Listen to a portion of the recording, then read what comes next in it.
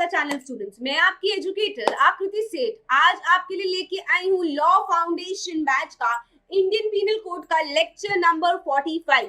और जैसे कि अगर आप लोग मेरे पिछले कुछ लेक्चर्स देख रहे हो तो आपको पता है कि हम लोग क्या कर रहे हैं। इस बार हम लोग कर रहे हैं चैप्टर नंबर 17 ऑफ आईपीसी, जो कि बात करता है प्रॉपर्टी वाले ऑफेंसेस के बारे में। प्रॉपर्टी के ऑफेंसेस के बारे में ये बात करता है। हम लोगों ने जैसे चैप्टर नंबर 16 किया था, वो बात करता था ऑफेंसेस रिलेटेड टू बॉडी, उसको भी हमने छोटे छोटे पार्ट्स में डिवाइड किया था, जिससे कि हम लोग कंफ्यूज ना हो, हमारे ऊपर एकदम से बहुत ज्यादा बर्डन ना आ जाए। सिमिलर फैशन में चैप्टर नंबर 17 को भी मैंने आप लोगों के लिए छोटे छोटे पार्ट्स में डिवाइड किया है एंड उन छोटे छोटे पार्ट्स को हम लोग एक एक करके कवर कर रहे हैं। तो जब हमने चैप्टर नंबर 17 शुरू किया था, हम लोगों ने सबसे पहले क्या कवर किया था? हम लोगों ने कवर किया था थेफ्ट। तो हम लोगों ने सेक्शन 378 बात करी थी और हमने बात करी थी टेकिंग। जब आप किसी की कोई प्रॉपर्टी टेक करते हो, मूवेबल प्रॉपर्टी को आप उसके आउट ऑफ कीपिंग कर रहे हो, उसकी परमिशन के बिना बाहर लेके जा रहे हो उसके पोजेशन के, तो आप करते हो ऑफेंस ऑफ थेफ्ट। इसके बाद हम लोगों ने बात की थी एक्सटॉर्शन की। एक्सटॉर्शन में आप किसी को डरा धमका के उसको इंड्यूस करते हो कि वो आपको प्रॉपर्टी डिलीवर कर दे। सेक्शन 383 में हमने एक्सटॉर्शन की बात करी थी। यहाँ पे टेकिंग होता है, यहाँ पे डिलीवरी होता है, अगर आप लोगों को याद हो तो। उसके बाद हम लोगों ने पढ़ा था रॉबरी क्या होती है, और रॉबरी हमने किया था सेक्शन 390 में। एंड उसके बाद अगर रॉबरी हो गई, उसके बाद डकैती कैसे होगी? अगर वो रॉबरी 5 या 5 से ज्यादा लोग कर रहे हैं तो वो डकैती मानी जाती है, जो सेक्शन 391 में होता है। एग्रीवेटेड फॉर्म्स, इनके साथ के जो सेक्शंस हैं वो सब हम लोग पढ़ चुके हैं। ये सब कुछ करने के बाद हम लोगों ने डायरेक्ट जंप किया था चीटिंग पे। मेरे पिछले लेक्चर में हमने बात करी थी चीटिंग की। सेक्शन 415 से लेके 420 तक हमने कवर किया था। और हमने क्या किया था कि अगर किसी की इंटेंशन डिसऑनेस्ट है, फ्रॉडुलेंट है, और वो इंड्यूस करता है सामने वाले को कि वो कोई प्रॉपर्टी डिलीवर करे आपको, तो आप क्या कर रहे हो? आप ऑफेंस कर रहे हो ऑफ चीटिंग। चीटिंग बाय पर्सोनेशन किया। अगर कोई बंदा फिड्यूशियरी रिलेशनशिप में है, जिसका फर्ज बनता था, जिसकी ड्यूटी थी कि वो आपके इंटरेस्ट को प्रोटेक्ट करे, बट उसने वो ना करके आपके साथ चीटिंग करी, फिड्यूशियरी रिलेशनशिप वाली चीटिंग करी हम लोगों ने। 420 पढ़ा, जहां पे आप डिसऑनेस्टली इंड्यूस कर रहे हो किसी को कि कोई प्रॉपर्टी डिलीवर करे। फिर हमने क्या किया? हम लोगों ने इन सब की पनिशमेंट भी पढ़ी। चीटिंग के बाद मैंने आप लोगों को बोला था कि डरना मत कि मैम ने डायरेक्ट स्किप कर दिया है। मैं वापस आ गई हूँ हमारे सेक्शन 403 और 409 से आज हम करने वाले हैं। तो 403 और 409 को हम आज पढ़ेंगे और हम पढ़ने वाले हैं कॉन्सेप्ट ऑफ क्रिमिनल मिसअप्रोप्रिएशन और क्रिमिनल ब्रीच ऑफ ट्रस्ट। ठीक है, ये दो कॉन्सेप्ट्स पढ़ेंगे, इनके साथ की पनिशमेंट्स पढ़ेंगे, केस लॉस पढ़ेंगे, इनके आगे वाले सेक्शंस पढ़ेंगे, जो एग्रीवेटेड फॉर्म्स होते हैं वो पढ़ेंगे, और काफी सारे एग्जांपल्स समझेंगे और अपने कॉन्सेप्ट क्लैरिटी लेके आएंगे। कहानी के फॉर्म में हम इन सेक्शंस को पढ़ते चलेंगे, सो दैट हम लोगों को पेपर में कोई तकलीफ ना हो, हम लोग कुछ भी भूले ना।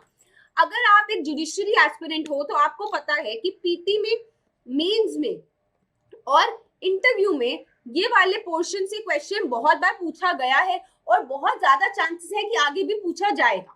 अगर आप एक क्लैट एस्पिरेंट हो तो आपको पता होना चाहिए कि क्रिमिनल मिसअप्रोप्रिएशन का मतलब क्या होता है, क्रिमिनल ब्रीच ऑफ ट्रस्ट का मतलब क्या होता है। क्योंकि जब आपके बड़े बड़े पैसेजेस आते हैं ना लीगल एप्टीट्यूड के पेपर में, तो बड़े टाइम कंज्यूमिंग होते हैं। वैसे तो उन पैसेज को देख के आपको क्वेश्चन सॉल्व करना होता है, बट होता क्या है, क्योंकि वो इतने बड़े बड़े होते हैं और अगर मेरे को ये टर्मिनोलॉजीज, जो लीगल टर्मिनोलॉजीज हैं, उनके बारे में कोई आइडिया नहीं है तो मैं कंफ्यूज हो जाऊंगी, बहुत मुश्किल होगी मेरे लिए। तो इसलिए थोड़ी सी बेसिक नॉलेज होना बहुत जरूरी है। अगर आप एक एलएलबी के स्टूडेंट हो तो आपको पता है आपके सेमेस्टर के एग्जाम्स में भी ये वाले क्वेश्चंस आने के चांसेस बहुत हाई है, तो आपको भी ये समझना बहुत जरूरी है। और अगर आप एक प्रैक्टिसिंग एडवोकेट भी हो तब भी बहुत जरूरी है, क्योंकि इनके ये जो सेक्शंस हैं 403 से 409 बहुत बार हमारे प्रैक्टिस के करियर में, हमारी लिटिगेशन के करियर में भी हम देखते हैं और बहुत बार इनसे रिलेटेड क्वेश्चंस भी आते हैं। तो विदाउट वेस्टिंग एनी टाइम हम लोगों को क्या पढ़ना है आज? क्रिमिनल मिसअप्रोप्रिएशन क्या होता है, क्रिमिनल ब्रीच ऑफ ट्रस्ट क्या होता है, 403 से 409 आज हम कवर करने वाले हैं। तो बढ़ते हैं और देखते हैं कि आज के हमारे डेली टारगेट्स क्या होंगे। तो हम लोग क्रिमिनल मिसअप्रोप्रिएशन ऑफ प्रॉपर्टी पढ़ेंगे, इनके एसेंशियल इंग्रेडिएंट्स को पढ़ेंगे, फिर हम पढ़ेंगे क्रिमिनल ब्रीच ऑफ ट्रस्ट क्या होता है, 404 पढ़ेंगे, 407, 408 और 409 पढ़ेंगे। तो बेसिकली आज का टारगेट है 403 से लेके 409 के सेक्शंस हमें आज कवर करने हैं। इनको हम करेंगे विद इलस्ट्रेशंस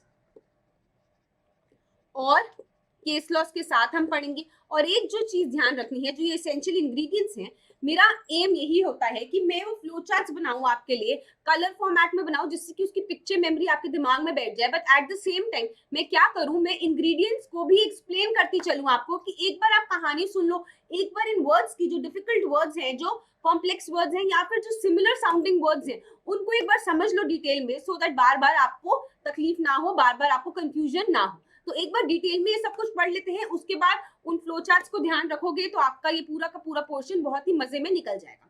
ठीक है, तो आपको क्या देखना है, क्रिमिनल मिसअप्रोप्रिएशन की जब हम बात करते हैं तो सेक्शन 403 क्या कहता है कि जो आपका मेंजरिया है वो होना चाहिए डिसऑनेस्ट इंटेंशन, और आपका एक्टस रियस क्या है, ह्यूमन कंडक्ट का कॉन्सिक्वेंस क्या है। अगर आपको मेरी एक्टस रियस वाली क्लास याद हो तो मैंने आपको बताया था एक्टस रियस क्या होता है, ह्यूमन कंडक्ट का कॉन्सिक्वेंस। कॉन्सिक्वेंस क्या है कि आपने मिस अप्रोप्रिएट कर लिया या फिर उसको कन्वर्ट कर लिया अपने इस्तेमाल के लिए, मिस अप्रोप्रिएट कर लिया या फिर कन्वर्ट कर लिया उसको अपने इस्तेमाल के लिए। अगर ये पेन है, इसको मैंने अपने लिए इस्तेमाल कर लिया, अपने यूज कर लिया, अपने इस्तेमाल के लिए कन्वर्ट कर लिया, या फिर इसको अप्रोप्रिएट करा बट गलत तरीके से करा, तो मैंने क्या किया, मिस अप्रोप्रिएट कर लिया, और ये हो गया मेरा एक्टस रियस। तो बेसिकली अगर मैंने किसी की भी चीज को मिस अप्रोप्रिएट कर लिया, अपने इस्तेमाल के लिए इस्तेमाल कर लिया, यूज कर लिया, तो मैंने किया है क्रिमिनल मिसअप्रोप्रिएशन, जो 403 में लिखा गया है, जिसकी सजा प्रोवाइडेड है 2 साल तक की इम्प्रिजनमेंट, जुर्माना भी देना पड़ सकता है, और बोथ।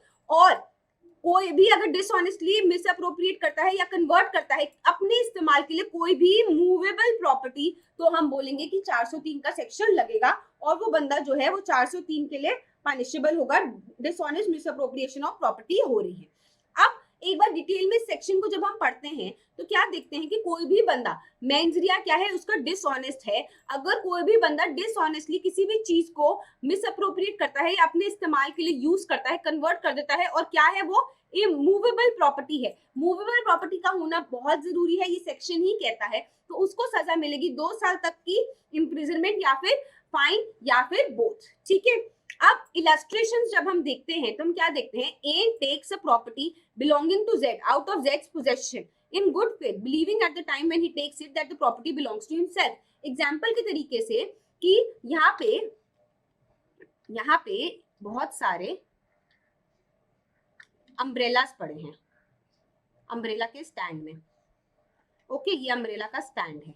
ठीक है, अब क्या हुआ, ये जो बंदा है ए जो है गलती से गुड फेथ में जेड का छाता अपने घर ले गया, जेड का, जेड अम्ब्रेला, बट जो भी उसने किया गुड फेथ में किया, डिसऑनेस्ट इंटेंशन से नहीं किया। अगर डिसऑनेस्ट इंटेंशन से नहीं किया तो थेफ्ट नहीं बना। अगर आप लोगों को सेक्शन 378 याद है जो हम लोगों ने पढ़ा था, या फिर आप लोग अपने कॉलेज में पढ़ के भी आए हो, तो आपको पता है कि अगर थेफ्ट हो रहा है तो उसमें डिसऑनेस्ट इंटेंशन की बहुत जरूरत है। अगर डिसऑनेस्ट इंटेंशन नहीं थी, जो भी आपने किया गुड फेथ में किया, आपने भूल चूक से किया, आपने गलती से किया, एक्सीडेंटली किया, तो वो थेफ्ट नहीं होगा। बट अगर उसको पता चल गया कि ये जो छाता है ये जेड का है, उसको अपनी मिस्टेक पता चल गई, बट डिसऑनेस्टली उसने क्या किया, उसने उसको इस्तेमाल करना शुरू कर दिया, तो हम क्या बोलेंगे, उसने क्रिमिनल मिसअप्रोप्रिएशन किया। उसने बोला अब ये छाता तो मेरे घर आ ही गया, चलो अब इसको इस्तेमाल ही क्यों ना कर लें। तो यहाँ पे थेफ्ट नहीं हुआ, क्योंकि जब उसने taking out of the possession किया था, taking out of the possession of Z किया था, तो डिसऑनेस्ट इंटेंशन नहीं थी, तो इसलिए थेफ्ट नहीं हुआ। बट जब बाद में जाके उसको पता चला कि ये तो मुझसे गलती हो गई, मैं तो जेड का छाता ले आया हूँ, और उसने कहा चलो अब ले ही आया हूँ तो चलो अब इसको अपने इस्तेमाल कर लेते हैं, अब हमारे घर में आ गई तो क्यों ना इसको इस्तेमाल किया जाए। वो अगर उसको अपने इस्तेमाल के लिए, अपने यूज के लिए मिसअप्रोप्रिएट कर रहा है, डिसऑनेस्टली कर रहा है, तो he will B guilty under the section 403 जो है क्रिमिनल मिसअप्रोप्रिएशन ऑफ प्रॉपर्टी। ठीक है, अब एक और एग्जांपल देखते हैं। ए और बी जो है वो जॉइंट ओनर्स हैं एक हॉर्स के। ए जो है उस हॉर्स को बी के पोजेशन के बाहर लेके जाता है टू यूज इट। यहाँ पे ए के पास राइट है कि वो उस हॉर्स को यूज कर सकता है, तो यहाँ पे डिसऑनेस्ट मिसअप्रोप्रिएशन नहीं हुआ। बट अगर जो ए है वो उस घोड़े को बेच देता है और जो उसके सारे पैसे हैं उसको इस्तेमाल कर लेता है अपने लिए ही, वो शेयर नहीं करता है बी के साथ जिसके साथ वो जॉइंट ओनर था, तो यहाँ पे ही will be guilty for criminal misappropriation of the property. तो आपको क्या ध्यान रखना है कि अगर आपकी सब्सिक्वेंट डिसऑनेस्ट इंटेंशन भी हो जाती है, तब भी आप गिल्टी होगे अंडर दिस सेक्शन। जैसे कि आपने चीटिंग पढ़ा था, तो चीटिंग में मैंने आपको बताया था अगर आप क्रिमिनल चीटिंग की बात कर रहे हो, आईपीसी के अंडर पनिश करना चाहते हो, तो क्या जरूरी था कि आपको जो इंटेंशन है वो गलत होनी चाहिए, मेंस रिया होना चाहिए अबनिशियो से from the very beginning. But यहाँ पे सब्सिक्वेंट अगर आपकी डिसऑनेस्ट इंटेंशन भी डेवलप हो जाती है, then also you will be held guilty under this section. Explanation जो दी गई है, दो एक्सप्लेनेशन है। क्या बोलता है कि अगर आप कुछ टाइम के लिए भी मिस अप्रोप्रिएट करते हो उस प्रॉपर्टी को, तो भी उसको क्रिमिनल मिस अप्रोप्रिएशन माना जाएगा। मतलब अगर टेम्पररी टाइम के लिए भी आप उसको अपने लिए इस्तेमाल कर रहे हो, तब भी हम उसको क्रिमिनल मिस अप्रोप्रिएशन कहेंगे। दूसरी एक्सप्लेनेशन ये कहती है कि अगर आपको किसी की कोई प्रॉपर्टी मिली जो किसी के पोजेशन में नहीं थी, और आपने उसको उठा लिया प्रोटेक्ट करने के लिए, आपने उसको रिस्टोर किया और आपने कोशिश की रियल ओनर को ढूंढने की, या तो आपने रीजनेबल टाइम लगाया, रीजनेबल एफर्ट लिया, तो आप ढूंढ रहे हो ओनर को और तब तक वो प्रॉपर्टी आपके पास है, तो भी कोई ऑफेंस नहीं है। बट अगर आप रीजनेबल अपॉर्चुनिटी कर रहे हो, आप उसको मिसअप्रोप्रिएट नहीं कर रहे हो, हम नहीं बोलेंगे that you will be held guilty of criminal misappropriation. Example के तरीके से अगर आपको एक फोन दिखता है, फोन इन मेट्रो, अब आपको नहीं पता ये किसी के पोजेशन में नहीं है, ये गिरा पड़ा हुआ था, ठीक है, on the floor, you pick it up, you picked it and trying to find the owner, you are doing no offense। हम नहीं बोलेंगे कि आपने मिसअप्रोप्रिएशन किया है, क्योंकि you are trying to find the real owner, you are trying to look for the real owner, तो आपने कोई भी ऑफेंस नहीं किया है। एक्सप्लेनेशन 1 क्या कहती है कि अगर आप अप्रोप्रिएट कर रहे हो, मिस अप्रोप्रिएट कर रहे हो, डिसऑनेस्टली कर रहे हो फॉर अ टाइम ओनली, चाहे टेम्पररी हो, तब भी आप गिल्टी होगे अंडर दिस सेक्शन। एग्जाम्पल के तरीके से ए ने एक गवर्नमेंट का प्रोमिसरी नोट मिला उसको, जो कि जेड को बिलोंग करता था, और उसमें एक ब्लैंक इंडोर्समेंट थी।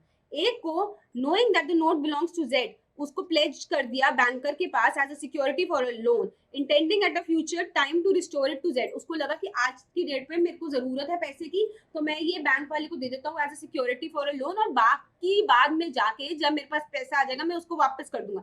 यहाँ पे भी he has committed the offence under this section, क्योंकि उसने डिसऑनेस्टली उस चीज को कन्वर्ट किया अपने यूज के लिए, चाहे टेम्पररी चीज के लिए किया हो, चाहे टेम्पररी टाइम के लिए किया हो, इस टाइम के लिए किया हो कि कल को जाके मैं उसको अपने लिए इस्तेमाल कर दूंगा, still he will be held guilty under this section.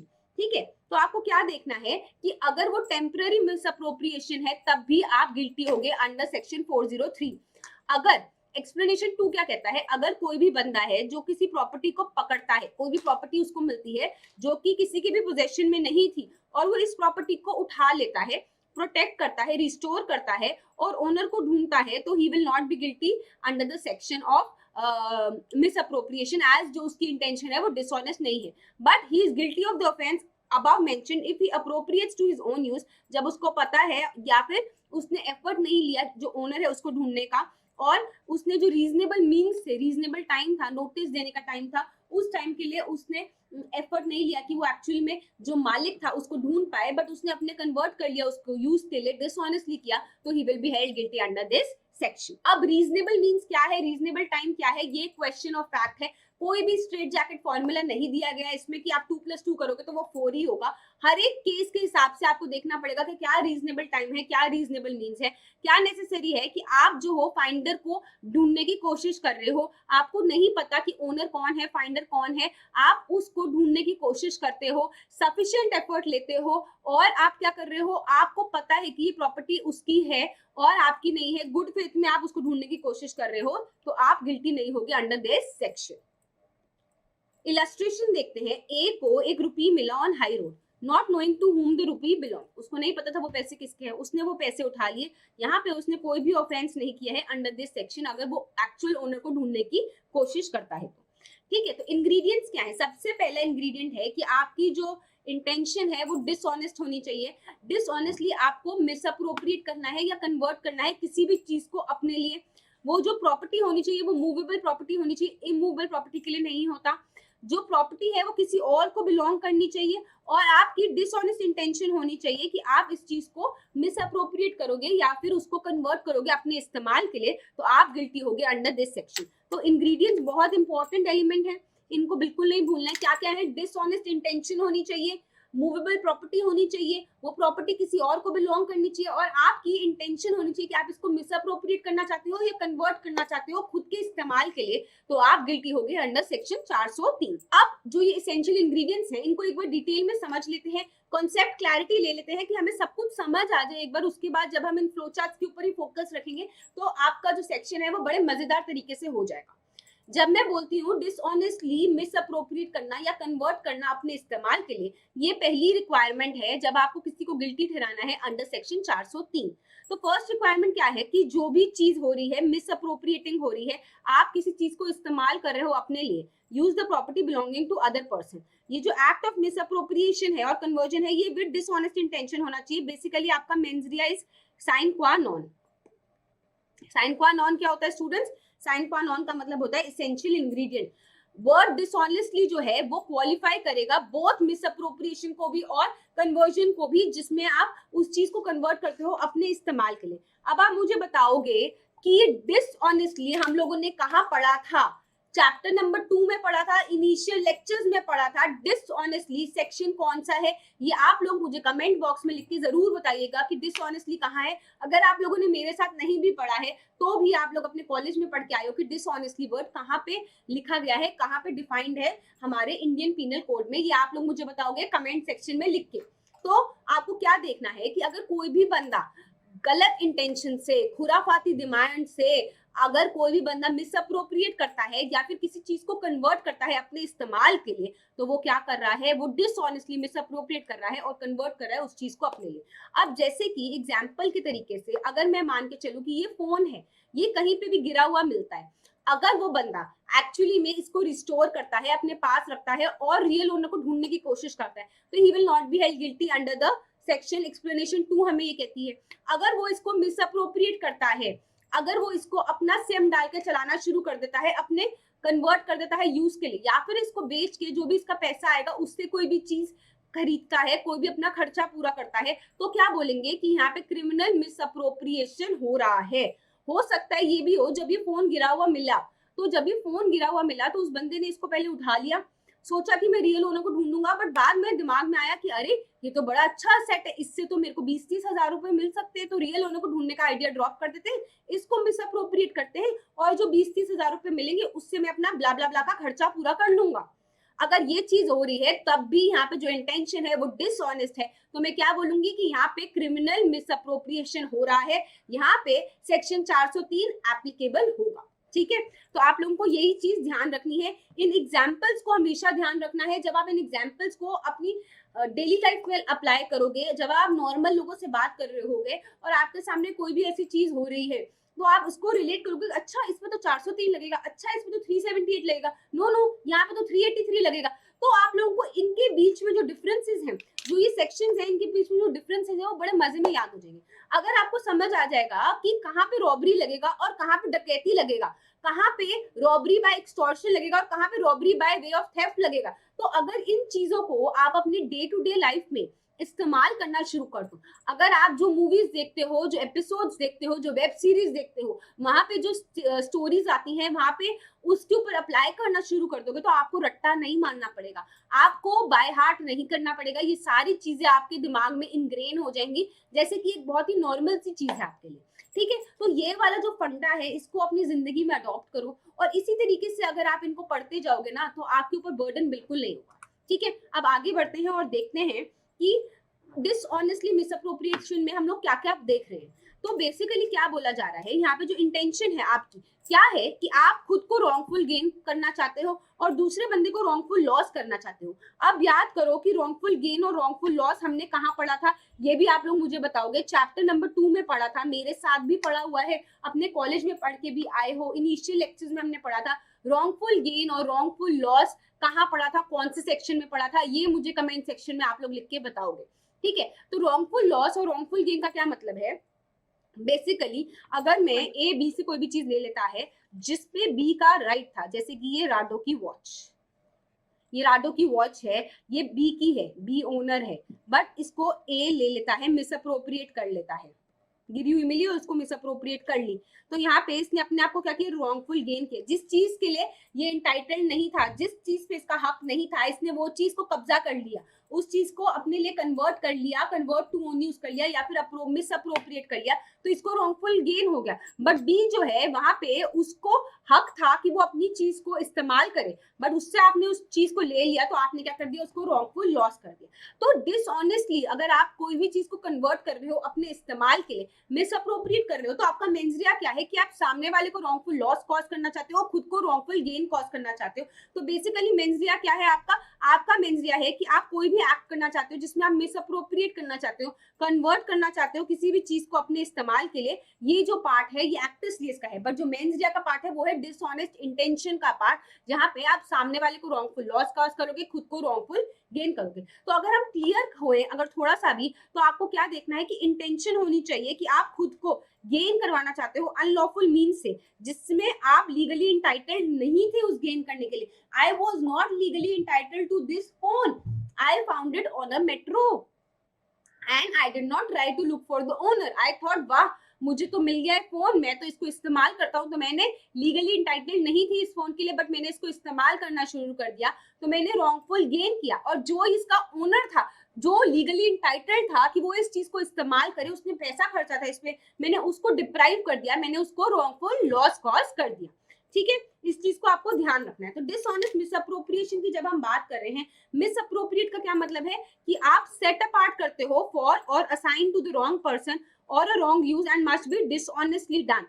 This means to say कि application of another's property to one's own use, basically आप दूसरे की चीज को खुद से इस्तेमाल करना जा रहे हो। This includes either to himself या फिर किसी और के लिए। The explanation instantiates the words appropriates of his own use, which means setting apart for his own use to the exclusion of others. Basically आप दूसरों को एक्सक्लूड कर रहे हो और खुद से उस चीज को इस्तेमाल करने लग जाते हो, तो आप कर रहे हो dishonestly misappropriation। इलस्ट्रेशन देखते हैं।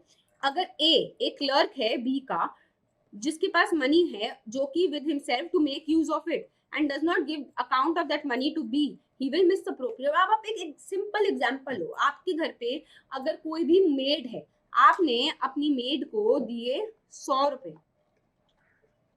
ब्रेड लेके आने को,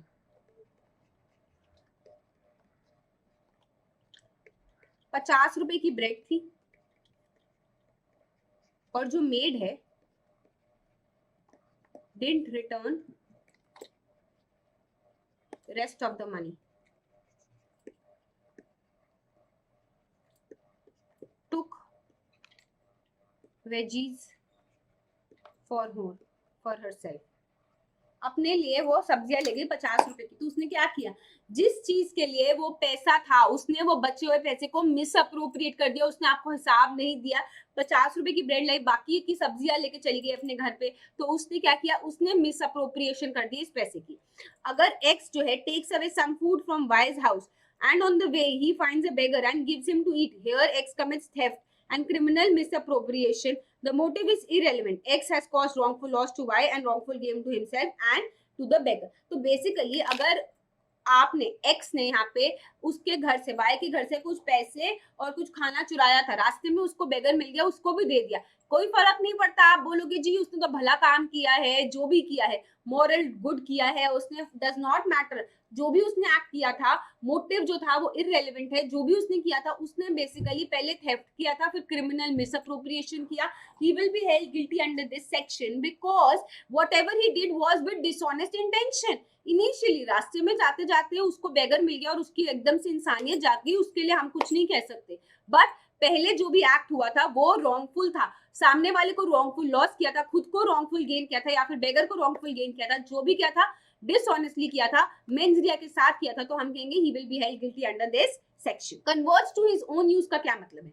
कन्वर्टिंग का मतलब है आप उसको चेंज कर रहे हो, उस प्रॉपर्टी को आप अप्रोप्रिएट कर रहे हो, डील कर रहे हो उस प्रॉपर्टी में without having any right, as if अपनी ओन प्रॉपर्टी। बेसिकली अगर आप प्रॉपर्टी को रिटेन कर रहे हो तो हम ये नहीं कहेंगे कि आप कन्वर्ट कर रहे हो या अप्रोप्रिएट कर रहे हो। जैसे एग्जांपल के तरीके से अगर एक्स को एक पर्स मिलता है एक क्राउड में, he keeps it in his pocket, he has not committed this offense. हो सकता है वो कल को ओनर को ढूंढे तो उसने कोई भी ऑफेंस नहीं किया है, बट अगर वो पर्स मिलता है, वो पर्स को फेंक देता है, उस पर्स के अंदर के क्रेडिट कार्ड्स निकाल लेता है, उसमें 2 रिंग्स पड़ी थी वो निकाल लेता है, जो पैसे थे वो निकाल लेता है और उन सबको खर्च देता है, तो क्या हुआ, यहाँ पे कन्वर्ट कर लिया अपने इस्तेमाल के लिए, जो जो उसका खुद का खर्चा था उस चीज के लिए उसने कन्वर्ट कर लिया, तो he will be held guilty under this section. अब महावीर प्रसाद गरोडिया का एक केस देखते हैं जहां पे certain bales of cloth which were in custody of railway were found to be unloaded near the godown of the accused, जो कि लेटर रिकवर किए गए from that godown. In this case, it was held that mere fact that the property was once in custody of the railway does not investigate misappropriation या फिर conversion. Ingredients में अब आपको क्या ध्यान रखना है, दूसरी बात जो इंपॉर्टेंट है, मूवेबल प्रॉपर्टी।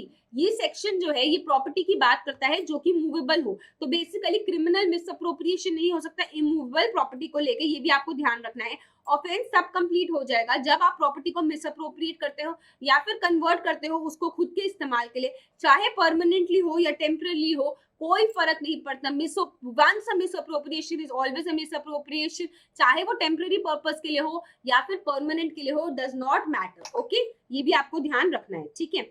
अगर आप इनोसेंटली कोई चीज को ऑब्टेन करते हो, सम रॉन्गफुल मीन्स इनोसेंटली ऑब्टेन करते हो या फिर रॉन्गफुली ऑब्टेन करते हो, फॉर एग्जाम्पल स्टोलन या फिर फाउंड और given with the consent, as this section is silent the means how the property came may be theft, lease, bailment या इनोसेंट। बट क्या देखना है, बेसिकली अगर वो प्रॉपर्टी जो है आपने डिसऑनेस्टली उसको कन्वर्ट कर लिया अपने इस्तेमाल के लिए या फिर उसको मिसअप्रोप्रिएट कर लिया, चाहे वो प्रॉपर्टी आपके पास कैसी भी आई हो, does not matter, but it should not be interested property. एक चीज और जो ध्यान देनी है, वो प्रॉपर्टी इंटरेस्टेड नहीं होनी चाहिए। ये नहीं होना चाहिए कि कोई आपको बोल के जाए भाई साहब इस चीज का ध्यान रखना और आपने उसको मिसअप्रोप्रिएट कर लिया, ये क्रिमिनल ब्रीच ऑफ ट्रस्ट में आ जाएगा, वो हम आगे अभी आने वाली इसी लेक्चर में पढ़ेंगे। बेसिकली आपको क्या ध्यान रखना है कि ये प्रॉपर्टी आपके पास कैसे है, या तो वो प्रॉपर्टी चोरी से आई, लीज से आई, बेलमेंट से आई, या फिर इनोसेंटली आपको उसका पोजेशन मिल गया, वो नीचे गिरी पड़ी थी आपने उठा लिया, बाद में जाके आपने उसको डिसऑनेस्टली मिसअप्रोप्रिएट कर दिया, तो भी you will be held guilty under this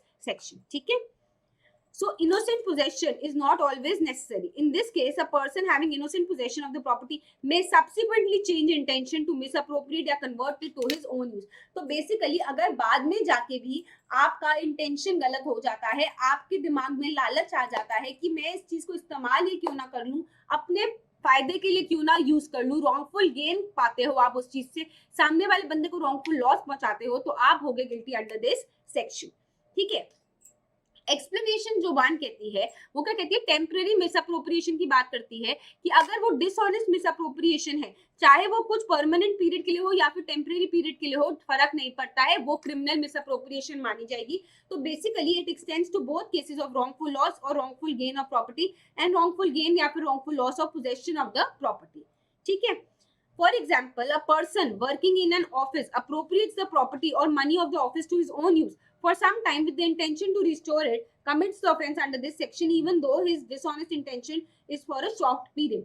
कई बार ऐसा होता है जब आप किसी भी ऑफिस के अकाउंटेंट हो तो आपके पास बड़ा सारा पैसा होता है, अब आप सोच रहे हो कि जी मेरे पास तो इस टाइम पे 10 लाख रुपए पड़े हुए हैं और मुझे मेरे स्कूल की बेटे की फीस देनी है, आपने वो 5 लाख रुपए फीस में दे दिए और सोचा था विल रिटर्न बैक किसी को बिना बताए, तो भी हम क्या बोलेंगे, यहाँ पे क्रिमिनल मिसअप्रोप्रिएशन हो गया, चाहे वो टेम्पररी पीरियड के लिए हो, आपने डिसऑनेस्टली उस पैसे को इस्तेमाल किया, आपने रॉन्गफुल लॉस करा सामने वाली पार्टी को और खुद को रॉन्गफुल गेन किया, डिसऑनेस्टली किया, मिसअप्रोप्रिएट किया या फिर उस पैसे को कन्वर्ट किया अपने इस्तेमाल के लिए, then you will be held guilty under this section, ठीक है। फाइंडर ऑफ द गुड्स की अगर बात करें तो ये क्या बोलता है कि अगर एक बंदा जो कि गुड्स को ढूंढता है, जिसका इंटेंशन है कि वो इस प्रॉपर्टी को प्रोटेक्ट करना चाहता है, रिस्टोर करना चाहता है ओनर को, उसने कोई भी ऑफेंस नहीं किया है, but reasonable steps have to be taken, reasonable time के अंदर, within reasonable time, okay. Even then, if he does not find the owner and keeps it, it is justifiable. And if he does not take any step to find the owner, which was within his reasonable reach, तो हम क्या बोलेंगे, he will be guilty under 403, okay? But अगर property completely abandoned है, then he is not liable. For example, अगर एक person है जिसको कोई property मिलती है on the highway, he cannot reasonably find out the owner and he used it, तो वहां पे क्रिमिनल मिसअप्रोप्रिएशन नहीं बोलेंगे, बट बाद में जाके आपको पता चलता है कि रियल ओनर कौन है, और तब भी अगर आप उस प्रॉपर्टी को रिटेन करते हो या फिर कन्वर्ट करते हो अपने इस्तेमाल के लिए, then you will be held guilty under this section. ठीक है, तो बेसिकली इलस्ट्रेशन और एक्सप्लेनेशन 2 क्या क्लियर करता है कि criminal misappropriation can take place जब पोजेशन इनोसेंटली मिला हो, बट सब्सिक्वेंटली आपका जो इंटेंशन है वो चेंज हो गया हो, आपको नॉलेज हो कुछ फैक्ट्स के बारे में जो कि जिसके बारे में आप प्रीवियसली अक्वेंटेड नहीं थे, जिसके बारे में प्रीवियसली आपको नहीं पता था, और बाद में जाके आपने उस चीज को डिसऑनेस्टली रिटेन कर लिया, डिसऑनेस्टली आपने रॉन्गफुल गेन किया और जो ओनर है उसको रॉन्गफुल लॉस पहुंचाया, then you will be held guilty under this section. ठीक है, अब क्या ध्यान रखना है, गड गया वर्सेस गुरु सिद्धेश्वरा 1897 का ये केस है। क्या बोला गया, प्रॉपर्टी ऑफ एन आइडल या फिर एक टेम्पल की must be used for the purpose of that idol या फिर temple and any other use will be criminal misappropriation of that property. अगर वो डिसऑनेस्ट इंटेंशन के साथ कपल करी जा रही है, बेसिकली अगर आप उस प्रॉपर्टी को इस्तेमाल कर रहे हो किसी और पर्पस के लिए, कन्वर्ट कर रहे हो उसको किसी और पर्पस के लिए, और आपकी इंटेंशन क्या है, डिसऑनेस्ट है, तो हम क्या बोलेंगे, you will be held guilty under section 403। Dwarka Das versus Narasimha Naidu 1923 का एक केस है। अक्यूज जो है उनकी जो भैंसे थी, बफेलोस थे, वो गुम गए थे। कुछ दिन के बाद he finds a buffalo coming inside his house which was very much resembling his own buffalo and tear it in on an open veranda। ठीक है, this was overlooked by the complainant। accused जो है rejected him to permit to remove the same। in this case it was held that there was no dishonest intention and there was no criminal misappropriation। उसको लगा कि वो buffalo उसी की है, तो यहाँ पे कोई भी dishonest intention नहीं थी। वेंकटेश्वरा का केस देखते हैं। यहाँ पे क्या हुआ कि अक्यूज जो है was a servant in the postal department while he was helping in sorting out the letters secretly उन्होंने 2 लेटर्स रख लिए अपने पास with the intention of delivering them to the peon who delivers them so as to share the money so that they can obtain that money and they can share। तो क्या बोला जाएगा कि यहाँ पे he was guilty under this section, उसने criminal misappropriation किया है उस चीज का। डिफरेंस देखते हैं इंग्लिश लॉ के अंदर और इंडियन लॉ के अंदर क्रिमिनल मिसअप्रोप्रिएशन का क्या फर्क है। तो इंग्लिश लॉ में अगर आप इनोसेंटली कोई चीज लेते हो एंड देन सब्सिक्वेंटली आपकी इंटेंशन कन्वर्ट हो जाती है कि आप इस चीज को कन्वर्ट करना चाहते हो अपने लिए, तो आप क्या मानोगे, यहाँ पे इसको सिविल रॉन्ग मानेंगे एंड ऑफेंस नहीं मानेंगे। तो बेसिकली इंग्लिश लॉ क्या कहता है, takes into consideration of an intention only at the time of taking and the property and not afterwards. तो जैसे कि मैंने आपको बोला कि आपको जो प्रॉपर्टी है वो चाहे चोरी करके मिली हो या फिर इनोसेंटली मिली हो, कोई फर्क नहीं पड़ता, अगर सब्सिक्वेंटली आपकी इंटेंशन गलत हो गई है तो अब हम कहेंगे कि आपने क्रिमिनल मिसअप्रोप्रिएशन किया है। इंग्लिश लॉ में ये क्या कहते हैं कि अगर आपने वो प्रॉपर्टी इनोसेंटली ली है बट बाद में जाके आपकी इंटेंशन बदल जाए, तब भी हम आपको क्या बोलेंगे, हम ये नहीं बोलेंगे कि आपकी क्रिमिनल लायबिलिटी होगी, हम सिविल रॉन्ग के लिए आपको पनिश कर देंगे, क्रिमिनल लॉ के लिए नहीं करेंगे। क्योंकि इंग्लिश लॉ क्या देखता है, इंग्लिश लॉ जो इनिशियल इंटेंशन थी जब आपने उस प्रॉपर्टी को लिया था, टेकिंग करी थी उस प्रॉपर्टी की, उसके ऊपर ध्यान देता है, ना कि सब्सिक्वेंट इंटेंशन के ऊपर। बट जब हम इंडियन लॉ की बात करते हैं, क्रिमिनल लॉ आईपीसी इंडिया में क्या देखता है, it takes into account subsequent intention also. Basically अगर आपको कोई प्रॉपर्टी मिली है इनोसेंटली या फिर किसी और तरीके से मिली है और बाद में जाके आपका हृदय परिवर्तन हो गया, आपका जो दिमाग है उसके अंदर लालच आ गया, आपका dishonest intention हो गया subsequently, then also you will be held liable for the offense of criminal misappropriation under section 403 of Indian Penal Code, that is you will be held liable under the criminal law। अब बात करनी है कि theft और criminal misappropriation में क्या फर्क है।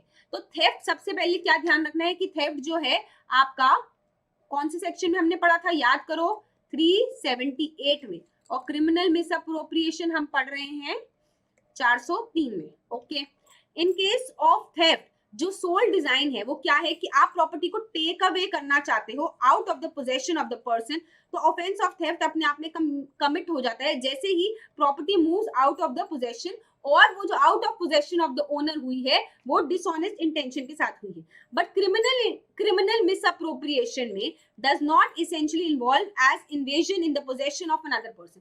क्रिमिनल मिसअप्रोप्रिएशन में out of possession of the person का कोई मतलब नहीं है यहाँ पे।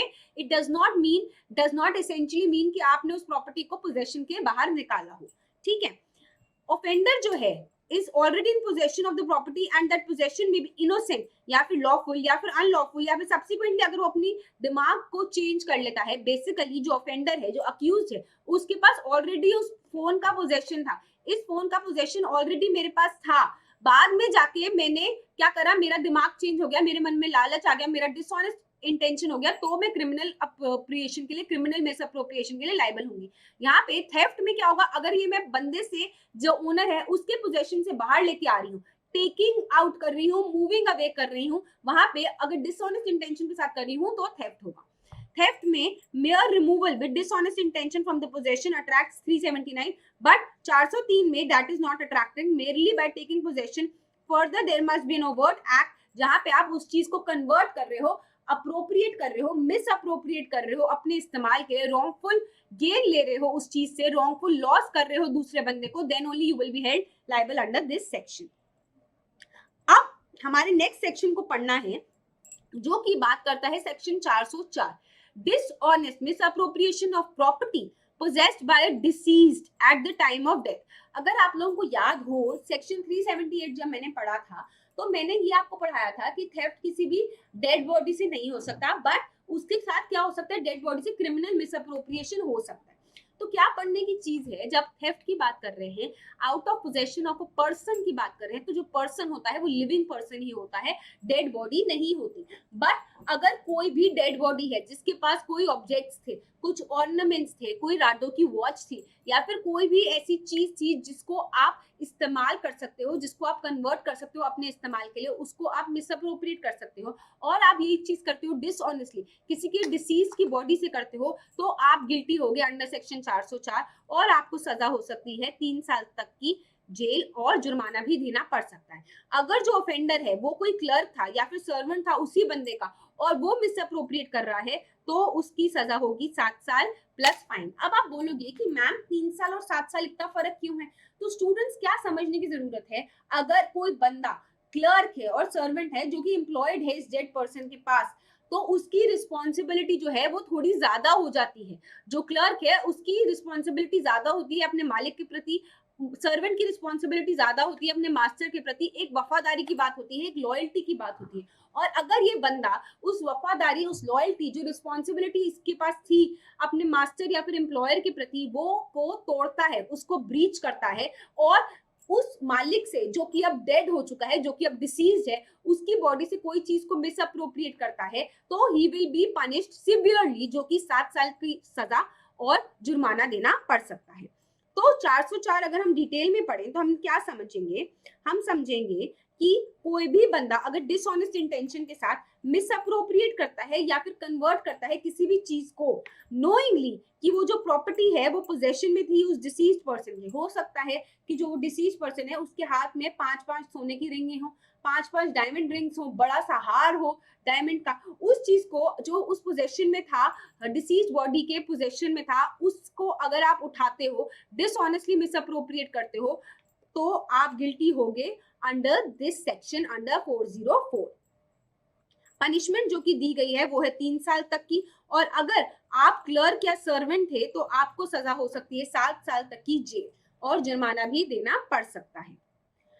एग्जाम्पल लेते हैं, जेड जो है dies in possession of some furniture and money, उनका जो सर्वेंट है before the money comes into possession of any other person जिनका इंटाइटल्ड था, जैसे कि उसके लीगल एयर्स या कोई भी, वो सारा पैसा है जो फर्नीचर है उसको डिसऑनेस्टली मिसअप्रोप्रिएट कर लेता है, तो यहाँ पे एज जो है जो कि उनका सर्वेंट था, ही will be held guilty under this section 404, और उसको कितनी सजा होगी, 404, उसको 7 साल तक की जेल हो सकती है। ठीक है, ये चीज को आपको ध्यान रखना है।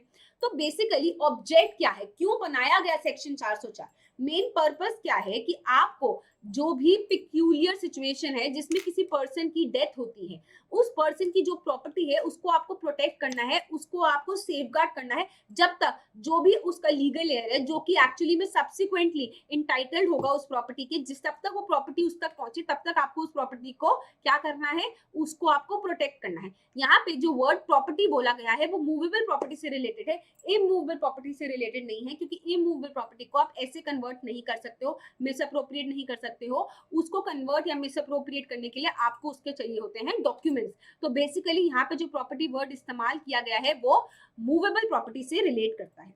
ठीक है, अब स्टेट वर्सेस विष्णु चरण मुंडली 1985 का केस देखते हैं। यहाँ पे एक मर्डर केस था। जो अक्यूज्ड है वो रिमूव कर देता है gold ring on the finger of the deceased and उसको मिसअप्रोप्रिएट करता है dishonestly. He was held guilty under section 404 of Indian penal code. अब बात करेंगे हमारे अगले कॉन्सेप्ट की, जो कि बात करता है क्रिमिनल ब्रीच ऑफ ट्रस्ट।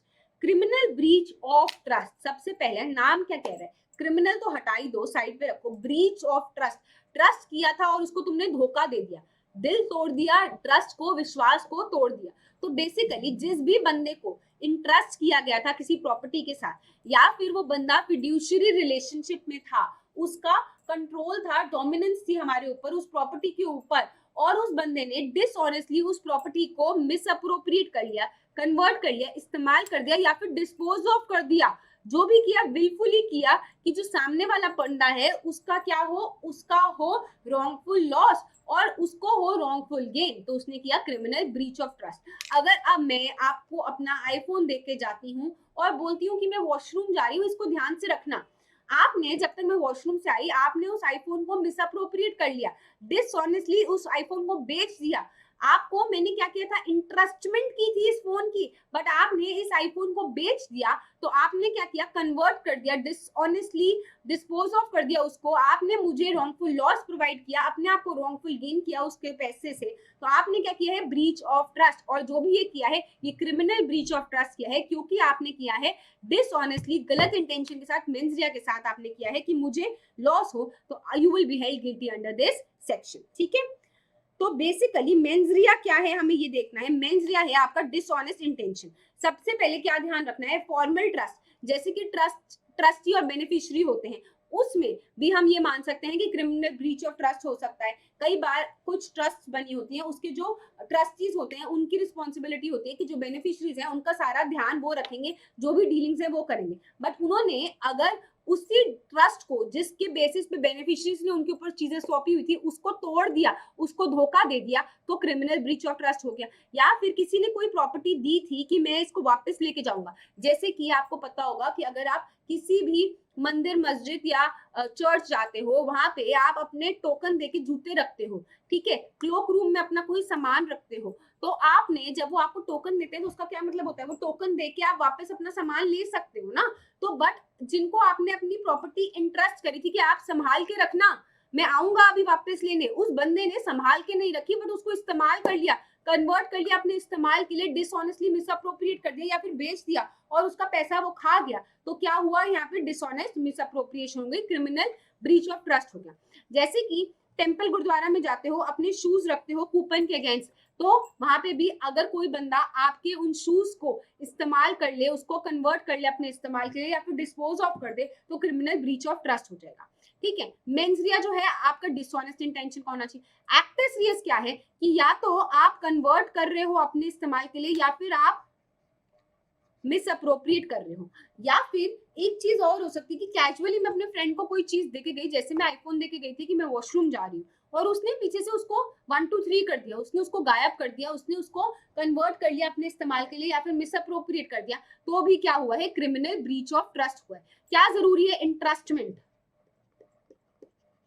मैंने विश्वास करके तुम्हें कोई चीज सौंपी थी और तुमने मेरे विश्वासघात किया है, तुमने क्रिमिनल ब्रीच ऑफ ट्रस्ट किया है, तो क्या हो रहा है, सेक्शन 405 के अंदर you will be held liable. Okay, ये आपको चीज ध्यान रखनी है। ठीक है, अब एक बार फॉर्मल सेक्शन की लैंग्वेज देख लेते हैं। कोई भी बंदा अगर किसी भी मैनर में इंटरेस्टेड है किसी प्रॉपर्टी के साथ, या फिर उसका डोमिनियन है ओवर दैट प्रॉपर्टी, डिसऑनेस्टली वो उस प्रॉपर्टी को मिसअप्रोप्रिएट करता है, इस्तेमाल करता है, कन्वर्ट करता है अपने इस्तेमाल के लिए, या फिर डिसऑनेस्टली उसको यूज करता है, डिसऑनेस्टली उसको डिस्पोज ऑफ करता है, और जो भी कर रहा है वायलेशन ऑफ लॉ के हिसाब से, या फिर कोई भी डायरेक्शन जो कि उसको दी गई थी उसके हिसाब से नहीं कर रहा, उसका वायलेट कर रहा है, जिस भी प्रिस्क्राइब मोड में उसको एक्ट करना था उसमें नहीं कर रहा, जो कोई लीगल कॉन्ट्रैक्ट था जो कि एक्सप्रेस था या फिर इम्प्लाइड था, या फिर कोई भी डिस्चार्ज ऑफ ट्रस्ट उसको करना था वो नहीं कर रहा, विलफुली सफर कर रहा है कि सामने वाले को नुकसान हो, तो he will be held guilty under this section 405। ठीक है, तो एक्सप्लेनेशन क्या कहती है कि अगर कोई भी बंदा एम्प्लॉयर है किसी एस्टैब्लिशमेंट का जो कि एग्जेम्प्टेड है under section 17 of employees provident funds and miscellaneous provisions act 1952, और डिडक्ट करना है जिसको एम्प्लॉयज की contribution from the wages payable, जैसे कि पीएफ उसको डिडक्ट करना है, फैमिली पेंशन फंड क्रिएट करना है, वो करना है, और वो ये चीज को जिसमें इंटरेस्ट किया गया है कि वो इस अमाउंट को डिडक्ट करके उस कंट्रीब्यूशन में डालेगा, अगर वो डिफॉल्ट कर देता है इस चीज में, then he will be held guilty under this section. Similarly explanation 2 भी यही कहती है कि अगर कोई बंदा एम्प्लॉयर है जिसको डिडक्ट करना है एम्प्लॉयज का contribution from the wages payable to the employee for the credit of employee state insurance fund, जो कि एडमिनिस्टर किया जाता है बाय स्टेट कॉर्पोरेशन, और अगर वो ये चीज में डिफॉल्ट कर देता है जिस चीज के ऊपर विश्वास किया गया था, इंटरेस्ट किया गया था, then also he will be held guilty under this section. तो अब कुछ इलस्ट्रेशंस देखते हैं। एक जो है एग्जीक्यूटर है एक बिल का, जो कि एक डिसीज पर्सन की है, उस बिल का एग्जीक्यूटर होने के बावजूद वो डिसऑनेस्टली डिसोबे करता है लॉ को, जो उसको डायरेक्ट करता है कि वो उस बिल के हिसाब से शेयर्स को डिवाइड करे। वो क्या करता है, उसको मिस अप्रोप्रिएट कर देता है, घपला कर देता है, डिसऑनेस्टली करता है, उस चीज को मिस अप्रोप्रिएट कर देता है अपने इस्तेमाल के लिए, अपने यूज के लिए। तो उसने क्या किया है, क्रिमिनल ब्रीच ऑफ ट्रस्ट, क्योंकि जो डिसीज पर्सन है वो बहुत ही विश्वास के साथ उसको एग्जीक्यूटर बना के गया था बिल का, एंड अगर उसने धोखाधड़ी करी है, अगर उसने उसका विश्वासघात किया है, then he will be held guilty under this section. ठीक है, अब बी देखते हैं, इलस्ट्रेशन बी। ए जो है एक वेयरहाउस का कीपर है, जेड जो है एक जर्नी पे जा रहा था और उसने अपना फर्नीचर इसके यहाँ पे रख दिया था अंडर अ कॉन्ट्रैक्ट कि वो उसको रिटर्न करेगा on a stipulated sum of money. ए जो है डिसऑनेस्टली सारे गुड्स को बेच देता है, तो he has done the offence of criminal breach of trust. आपको सिर्फ ये बोला था कि आपका जो वेयरहाउस है हम उसको इस्तेमाल करेंगे, हम उसका किराया भी देंगे, आप इस सामान का ध्यान रखना, बट आपने उस सामान का ध्यान नहीं रखा, आपने तो उसको बेच दिया, डिस्पोज ऑफ कर दिया, डिसऑनेस्टली किया, उसके पैसे को आपने इस्तेमाल कर दिया, then you will be held guilty under this section. ठीक है, अब ए जो है एक रेवेन्यू ऑफिसर है, उसको इंटरेस्ट किया गया है कि वो पब्लिक मनी का ध्यान रखेगा और जो भी डायरेक्शन ऑफ लॉ है, जो भी बाउंड है वो बाय कॉन्ट्रैक्ट या तो एक्सप्रेस है या फिर एम्प्लाइड है जो कि गवर्नमेंट के द्वारा है, उसमें वो गवर्नमेंट की ट्रेजरी में वो सारा पब्लिक मनी को डिपॉजिट करेगा। बट ए जो है, जो रेवेन्यू ऑफिसर है, वो सारे पैसे का गोलमोल कर देता है, घपला कर देता है, डिसऑनेस्टली उसको मिसअप्रोप्रिएट कर देता है, उसको इस्तेमाल कर देता है अपने यूज के लिए, तो he will be held guilty under this section. उसने क्या किया है, CBT, criminal breach of trust, इसका शॉर्ट फॉर्म है सीबीटी। ओके, तो जब हम बात करते हैं कि क्रिमिनल ब्रीच ऑफ ट्रस्ट हमारे 405 जो सेक्शन है उसके एसेंशियल इंग्रेडिएंट्स क्या हैं, क्या फिंगर टिप्स पे आपको याद रखना है, तो आपको देखना है सबसे पहला इंग्रेडिएंट है इंटरेस्टमेंट होना जरूरी है। बेसिकली आपको कोई चीज इंटरेस्टेड करी गई थी, आपको किसी चीज को सौंपा गया था कि आप इस चीज का ध्यान रखेंगे, आपका किसी चीज के ऊपर डोमिनियन था, डोमिनेंस था, कंट्रोल था किसी चीज के ऊपर, और जिस पर्सन को इंटरेस्टमेंट करी गई थी उस बंदे ने क्या किया, डिसऑनेस्टली मिसअप्रोप्रिएट कर लिया उस चीज को, या फिर कन्वर्ट कर लिया उस चीज को अपने आप के लिए, या फिर डिसऑनेस्टली उसको यूज कर लिया, या फिर डिस्पोज ऑफ कर दिया, विलफुली सफर कराया दूसरे बंदे को कोई भी वायलेशन ऑफ लॉ के अंडर, या फिर कोई भी डायरेक्शन ऑफ लॉ जो कि उसको प्रोवाइडेड थी, जो कि किसी ट्रस्ट के अंदर उसको थी, उसके खिलाफ जाके, या फिर किसी लीगल कॉन्ट्रैक्ट के अंदर जो भी उसकी रिस्पॉन्सिबिलिटीज थी उसके विपरीत जाके, उसके अगेंस्ट जाके अगर उसने ब्रीच ऑफ ट्रस्ट किया है, उसने उस विश्वास को तोड़ा है, विश्वासघात किया है, आपको कोई चीज सौंपी गई थी, किसी चीज के ऊपर आपका कंट्रोल था, डोमिनेंस था, बट आपने उस चीज का, उस पोजीशन का फायदा उठाया है, या तो मिसअप्रोप्रिएट कर लिया, कन्वर्ट टू ओन यूज कर लिया, डिस्पोज ऑफ कर दिया, डायरेक्शन ऑफ लॉ के विपरीत जाके, या फिर लीगल कॉन्ट्रैक्ट के विपरीत जाके, उसके जो टर्म्स है उसके अगेंस्ट जाके, तो आपने किया है criminal breach of trust which is under section 405। ठीक है, इंट्रस्टमेंट की जब हम बात करते हैं या फिर हम बात करते हैं डोमिनियन ओवर द प्रॉपर्टी, तो क्या देखना है, सबसे पहला इंट्रस्टमेंट होना जरूरी है, इंट्रस्टमेंट या फिर डोमिनेंस होना जरूरी है उस प्रॉपर्टी के ऊपर। इसेंस क्या है कि सबसे पहला आपको विश्वास से वो प्रॉपर्टी जो है सौंपी गई थी, उसका पोजेशन आपको दिया गया था। ठीक है, अगर वो हैंडिंग ओवर के टाइम पे एक बंदे ने दूसरे बंदे के ऊपर ट्रस्ट से दिया है या फिर किसी फिड्यूशियरी रिलेशनशिप में दिया है जहां पे उसको आपके ऊपर विश्वास है कि आप उस प्रॉपर्टी का, जिसके आप कस्टडी में वो प्रॉपर्टी है, आप उसका ध्यान रख लोगे, तो हम बोलेंगे कि वो इंटरेस्टेड थी आपको। जैसे एग्जाम्पल के लिए एक्स जो है अपनी कार वाई को देता है stating that for some time he is going outside and during that time वो उसकी गाड़ी का ध्यान रखे और अगर जरूरत पड़े तो उसको इस्तेमाल भी कर ले, जिससे कि वो जो गाड़ी का इंजन है वो बंद ना हो जाए। आफ्टर सम टाइम वाई जो है उसने वो गाड़ी बेच दी और सारा का सारा पैसा इस्तेमाल कर दिया। यहाँ पे क्या हुआ है, यहाँ पे हुआ है ब्रीच ऑफ ट्रस्ट। और यहाँ पे क्लियर इंटेंशन क्या है कि वो खुद को रॉन्गफुल गेन करना चाहता है, खुद का फायदा करना चाहता है और सामने वाले का रॉन्गफुल लॉस करना चाहता है, तो he will be liable for the offence of criminal breach of trust. ठीक है।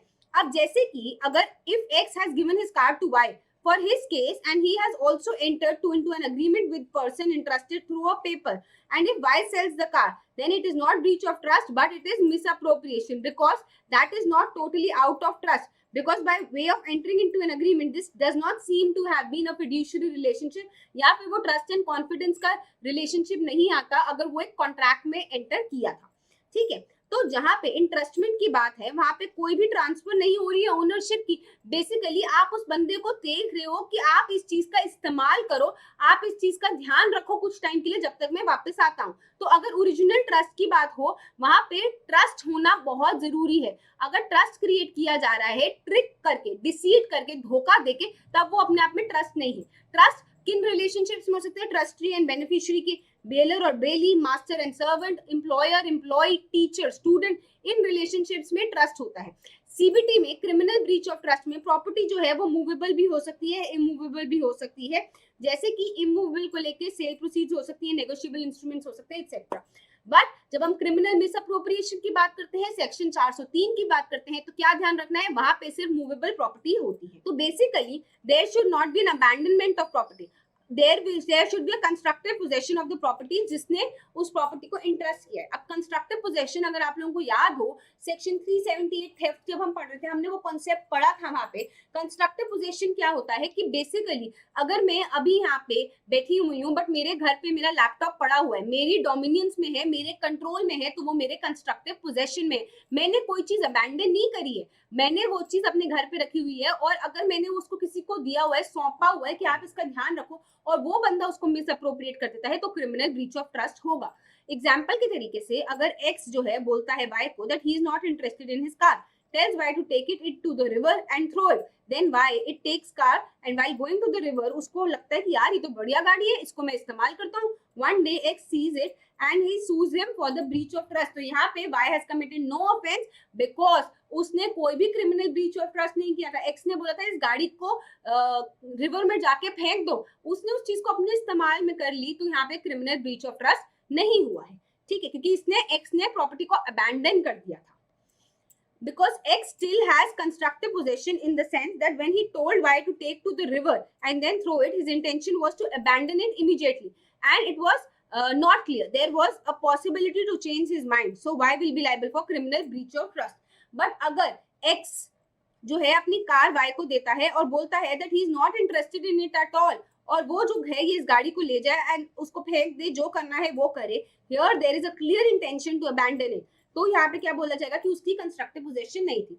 अब जब हम कंस्ट्रक्टिव पोजेशन की बात भी कर रहे हैं, अबैंडनमेंट की बात कर रहे हैं, तो हमारी जो क्लियर इंटेंशन है वो एक्सप्रेस होना जरूरी है। आपका जो कंडक्ट है, आपके जो वर्ड्स है, वो एक्सप्रेस तरीके से ये दिखाने चाहिए कि आपकी क्लियर इंटेंशन थी, तभी हम मानेंगे that you have abandoned a thing, otherwise हम ये नहीं मान के चलेंगे।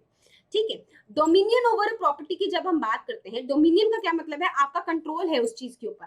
तो बेसिकली क्या सिग्निफाई करता है कि अगर कोई भी बंदा डील कर रहा है पब्लिक मनी में, होल्ड कर रहा है कोई पब्लिक ऑफिस, तो he is interested with sum property. For example अगर एक अकाउंटेंट है एक कंपनी का, उसका डोमिनियन है ओवर द अकाउंट्स, उसका कंट्रोल है ओवर द अकाउंट्स। अगर वो डिसऑनेस्टली वो पैसे को मिसअप्रोप्रिएट करता है, अपने फायदे के लिए कन्वर्ट करता है, तो वो क्या कर रहा है? क्रिमिनल ब्रीच ऑफ ट्रस्ट कर रहा है। सिमिलरली एक मैनेजर है जो बैंक का, एक तहसीलदार है जिसका डोमिनियन है ओवर पब्लिक मनी, या फिर एक एग्जीक्यूटिव इंजीनियर है जिसके पास कोई प्रॉपर्टी है, मटेरियल्स हैं और वो इस चीज को इंटरेस्टेड है, उनको सौंपा गया है कि आप इस चीज का ध्यान रखो, बट वो ध्यान रखने की जगह इसका गलत इस्तेमाल करता है, डिसऑनेस्टली उसको मिसअप्रोप्रिएट करता है, तो he will be liable under this section.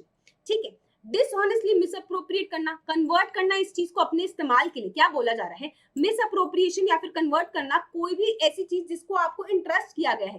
तो एक्टिस रीज तो आपका ये हो गया। मेंस रिया क्या है कि आपकी इंटेंशन थी वो खुराफाती थी, डिसऑनेस्ट थी, आप इस चीज को अपने फायदे के लिए इस्तेमाल करना चाहते थे, दूसरे वाले को रॉन्गफुल लॉस करना चाहते थे, खुद को रॉन्गफुल गेन करना चाहते थे, then you will be held guilty under this section.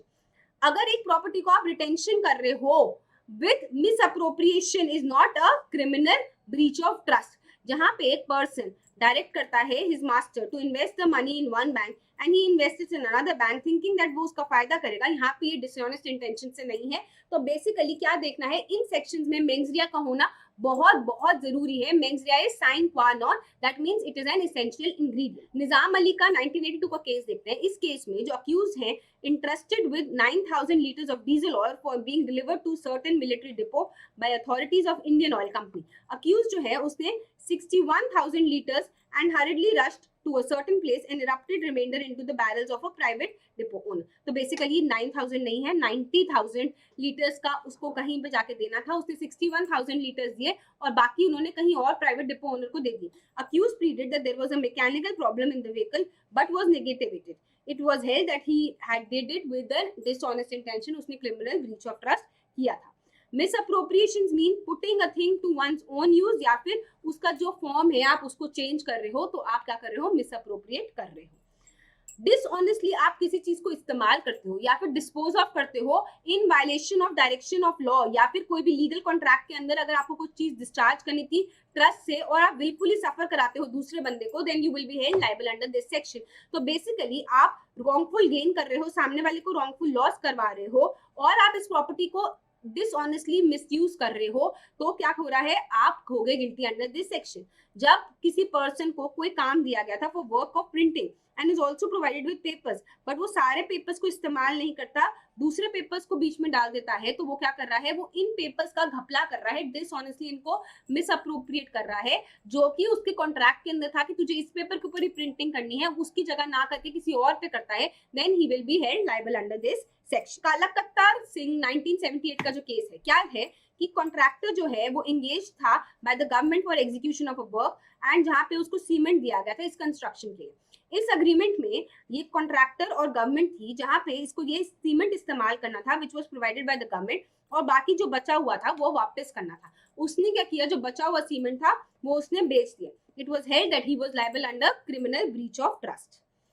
Criminal breach of trust में आप सामने वाले को विलफुली सफर कराते हो, आपकी खुराफाती दिमाग है, आपका मेंस रिया है और उससे आप चाहते हो कि सामने वाला सफर करे। तो बेसिकली जिस बंदे को भी इंटरेस्टमेंट की गई थी, जिस बंदे की भी डोमिनियंस थी, कंट्रोल थी, वो अपने आप का कोई एक्ट करके, डिसऑनेस्टली कोई एक्ट करके सामने वाले को विलफुली सफर कराता है। मेयर नेग्लिजेंस अपने आप में विलफुल नहीं होगा, विलफुल सफरिंग के अंदर विलफुल ओमिशन भी होगा। तो basically act is equal to omission, ये हम पढ़ चुके हैं।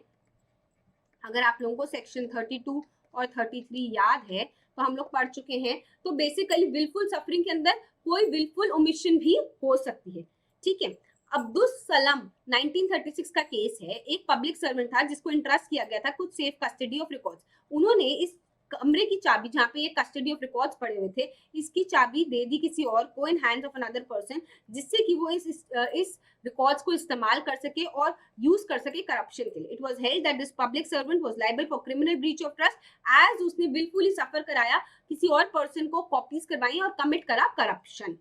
ठीक है, क्रिमिनल ब्रीच ऑफ ट्रस्ट में एक चीज जो ध्यान देने की है कि अगर कोई भी act violation of any direction of law जो कि प्रिस्क्राइब किया गया है कि आपको इसी तरीके से करना है, या फिर कोई भी लीगल कॉन्ट्रैक्ट को कर रहा है, तो भी हम क्या बोलेंगे कि क्रिमिनल ब्रीच ऑफ ट्रस्ट हो रहा है। बेसिकली अगर आप मिसअप्रोप्रिएट करते हो, कन्वर्ट करते हो किसी चीज को, must be in violation of a legal direction जिसमें प्रोवाइडेड था कि आप इस तरीके से एक्ट करोगे, या फिर कोई भी कॉन्ट्रैक्ट था जिसके अंदर टर्म्स प्रोवाइडेड थी कि आप इस तरीके से एक्ट करोगे, बट आप वो नहीं करते हो, उसके वायलेशन में कोई चीज करते हो, then you will be held guilty under this section.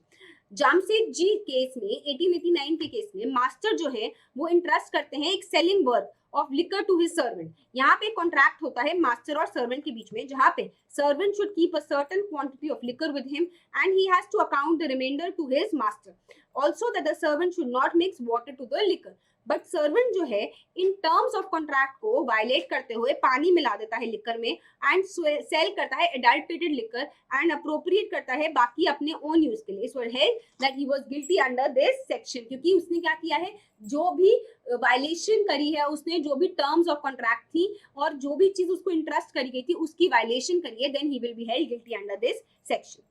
अब बात करते हैं क्रिमिनल मिसअप्रोप्रिएशन ऑफ प्रॉपर्टी और criminal breach of trust. Basically criminal misappropriation और क्रिमिनल ब्रीच ऑफ ट्रस्ट में क्या डिफरेंस है? तो क्रिमिनल मिसअप्रोप्रिएशन में कोई भी प्रॉपर्टी आपके पोजेशन में आती है बाय एनी मैनर, कैजुअली भी आ सकती है, अदरवाइज भी आ सकती है, और आप बाद में उसको मिसअप्रोप्रिएट करते हो। क्रिमिनल ब्रीच ऑफ ट्रस्ट में प्रॉपर्टी जो है लॉफुली आपके पास आती है और बाद में आप उसको डिसऑनेस्टली कन्वर्ट करते हो या इस्तेमाल करते हो। पनिशमेंट जो दी गई है मिसअप्रोप्रिएशन की है 2 साल की और ब्रीच ऑफ ट्रस्ट की है 3 साल की, क्योंकि ब्रीच ऑफ ट्रस्ट में फेथ और कॉन्फिडेंस था और आपने उस विश्वास को तोड़ दिया है, तो आपने क्या किया है, criminal breach of trust. Criminal misappropriation में मूवेबल प्रॉपर्टी होती है, बट ब्रीच ऑफ ट्रस्ट में both movable and immovable property होती है। क्रिमिनल ब्रीच ऑफ ट्रस्ट में आप क्या कर रहे हो, आप किसी भी वायलेशन कर रहे हो लॉ की, डायरेक्शन जो कि लॉ की है या फिर किसी लीगल कॉन्ट्रैक्ट के अंदर है, बट क्रिमिनल मिसअप्रोप्रिएशन में ऐसा कोई एस्पेक्ट नहीं है। क्रिमिनल ब्रीच ऑफ ट्रस्ट में आप बिल्कुल सामने वाले को सफर कराते हो, क्रिमिनल मिसअप्रोप्रिएशन में ऐसा कोई प्रोविजन नहीं है। अब हमें आगे आने वाले सेक्शंस देखने हैं। सबसे पहले हमें देखना है 406। 406 प्रोवाइड करता है punishment for criminal breach of trust, जो है 3 साल तक की इम्प्रिजनमेंट, फाइन या फिर बोथ।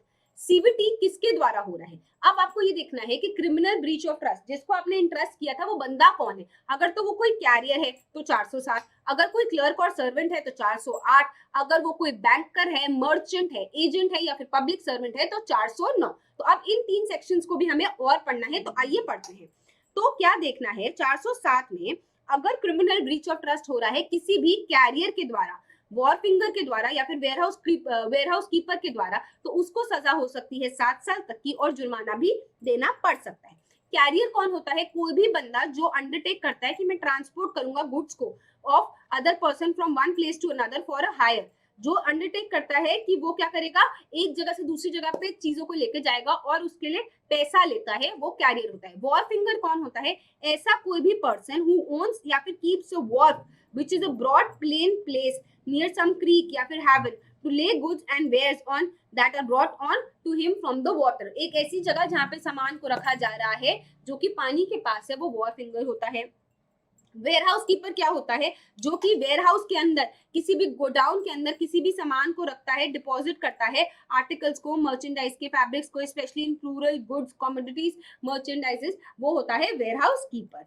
ठीक है, अब क्या देखना है, अगर क्रिमिनल ब्रीच ऑफ ट्रस्ट हो रहा है किसी भी बंदा जो कि क्लर्क है या फिर सर्वेंट है, जिसको एम्प्लॉय किया गया है एज अ क्लर्क और सर्वेंट, और उसको इंटरेस्ट किया गया है कि तू अपने मालिक की चीज को, अपने बॉस की चीज को संभाल के रखेगा, उसका डोमिनियन था इस चीज के ऊपर और उसने क्या कर दिया, धोखाधड़ी कर दी, क्रिमिनल ब्रीच ऑफ ट्रस्ट कर दिया, तो उसको सजा होगी 7 साल तक की और जुर्माना भी देना पड़ सकता है। इंग्रेडिएंट्स क्या है कि ये बंदा क्लर्क होना चाहिए या सर्वेंट होना चाहिए, इसके ऊपर हमने ट्रस्ट करके प्रॉपर्टी दी थी, डोमिनेंस था, इसका कंट्रोल था, और इसी ने क्या कर दिया, धोखा दे दिया, क्रिमिनल ब्रीच ऑफ ट्रस्ट कर दिया, उस प्रॉपर्टी को डिसऑनेस्टली कन्वर्ट कर दिया या फिर अपने आप के लिए मिसअप्रोप्रिएट कर दिया, डिस्पोज ऑफ कर दिया या यूज कर दिया, तो he will be held liable under 408।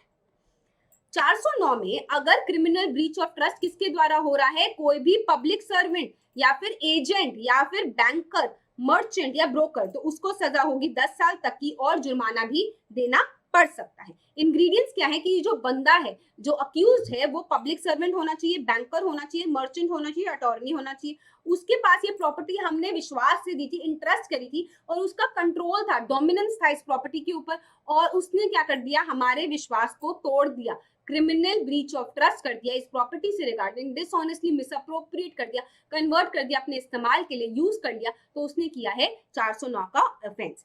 तो जो पर्सन इसके अंदर आते हैं वो बहुत ही कॉन्फिडेंशियल कैरेक्टर्स होते हैं। पब्लिक सर्वेंट की बात कर रहे हैं, बैंकर की बात कर रहे हैं, मर्चेंट की बात कर रहे हैं, ब्रोकर की बात कर रहे हैं, एजेंट की बात कर रहे हैं, इनके पास बहुत ज्यादा पावर्स होती है, कंट्रोल होता है, और अगर ये अपनी इस सुपीरियर पावर को इस्तेमाल करते हुए मिसयूज करते हैं, पब्लिक को इंजर करते हैं, इसीलिए इनकी पनिशमेंट भी ज्यादा है, 10 साल तक की या फिर जुर्माना भी देना पड़ सकता है।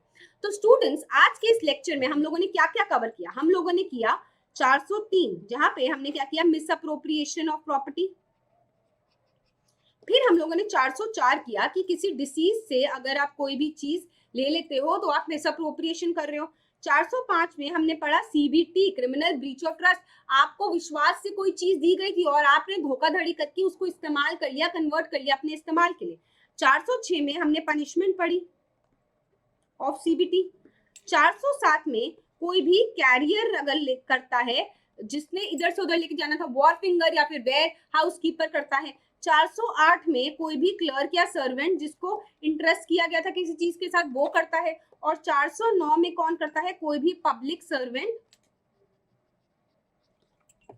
बैंकर, मर्चेंट, ब्रोकर या फिर एजेंट। तो आपको क्या ध्यान रखना है? क्रिमिनल मिसअप्रोप्रिएशन और CBT, criminal breach of trust, इन दो कॉन्सेप्ट्स को बहुत अच्छे से ध्यान रखना है जब हम इंडियन पीनल कोड पढ़ रहे हैं, जब आप अपने आने वाले पेपर्स की तैयारी कर रहे हो। तो स्टूडेंट्स, ये था हमारा लेक्चर नंबर 45, जहां पे हमने 403 से लेके 409 तक हमने आज कवर कर लिया है। तो बेसिकली अब हमारा जो पोर्शन रहता है, हमारा जो पोर्शन चीटिंग के ऊपर का रहता है, वो रहता है 410 से लेके 414 तक का पोर्शन रहता है स्टोलन प्रॉपर्टी का। इसको भी मैं आपके साथ जल्द कवर करने वाली हूँ, तो आप फिक्र मत कीजिएगा, ठीक है। तो स्टूडेंट्स, हम लोग क्या पढ़ रहे हैं? चैप्टर नंबर 17 पढ़ रहे हैं आईपीसी का, जो कि बात करता है ऑफेंसेस रिलेटेड टू प्रॉपर्टी, और बहुत ही इंपॉर्टेंट चैप्टर है आपके पेपर के पॉइंट ऑफ व्यू से। तो इसको अच्छे से पढ़ते जाएं, इसकी कॉन्सेप्ट क्लैरिटी अच्छे से करते जाएं। आई होप आप लोगों को मजा आया हो। आप लोगों को क्या ध्यान रखने हैं? केस लॉज ध्यान रखने हैं, जो एग्जाम्पल्स हम लोग पढ़ रहे हैं उनको बहुत अच्छे से ध्यान रखना है, इलस्ट्रेशंस को ध्यान रखना है, और जो एग्जाम्पल्स, जो कहानियां मैं आपको सुनाती हूँ, जो कहानियों के माध्यम से मैं आपको कॉन्सेप्ट पढ़ाती हूँ, उनको बहुत अच्छे से ध्यान रखना है। क्योंकि हो सकता है कि आप अपने पेपर में कॉन्सेप्ट भूल जाओ, हो सकता है आप सेक्शन नंबर भूल जाओ, बट इन कहानियों को, इन एग्जाम्पल्स को आप कभी नहीं भूलोगे। तो यही मेरा इंडेवर है कि आईपीसी को मैं बोरिंग ना बनाऊं, मैं आप लोगों के लिए बहुत इंटरेस्टिंग बनाऊं, एग्जाम्पल्स के फॉर्म में, क्रिस्प फॉर्म में, इन फ्लो चार्ट्स के फॉर्म में, मोटे मोटे सेक्शंस को आप लोगों को पढ़ाऊं, जिससे कि आप लोग बोर बिल्कुल ना हो और आपको कॉन्सेप्ट क्लैरिटी रहे। तो अब आप लोगों को क्या करना है? आप लोगों को पीडब्ल्यू की ऐप डाउनलोड करनी है, उसके बाद आपको लॉ सिलेक्ट करना है, फाउंडेशन बैच सिलेक्ट करना है, और वहां जाके आपको क्या देखना है? आपको देखना है आईपीसी। आईपीसी में आप जाके लेक्चर्स देख सकते हो, और आप क्या देख सकते हो? आप देख सकते हो क्लास नोट्स, डाउनलोड भी कर सकते हो पीडीएफ फॉर्म में। आप डेली प्रैक्टिस पेपर्स भी देख सकते हो, जो कि क्विज फॉर्म में भी हैं। और आप लोगों को एक चीज और करनी है, हमारा टेलीग्राम चैनल को ज्वाइन करना है, जहाँ पे आपको मिलेंगे सारे अपडेट्स जो कि लॉ वाला आपके लिए कर रहा है, लॉ वाला जो जो डिफरेंट चीजें आपके लिए लेके आ रहा है, उन सब के अपडेट्स आप लोगों को मिलेंगे। तो स्टूडेंट्स, आई होप आप लोगों को मजा आया हो, एंड आप जुड़े रहिए लॉ वाला के साथ for good quality content, and मिलते हैं बहुत ही जल्द हमारे आने वाले नेक्स्ट लेक्चर में। Thank you so much students, have a good day.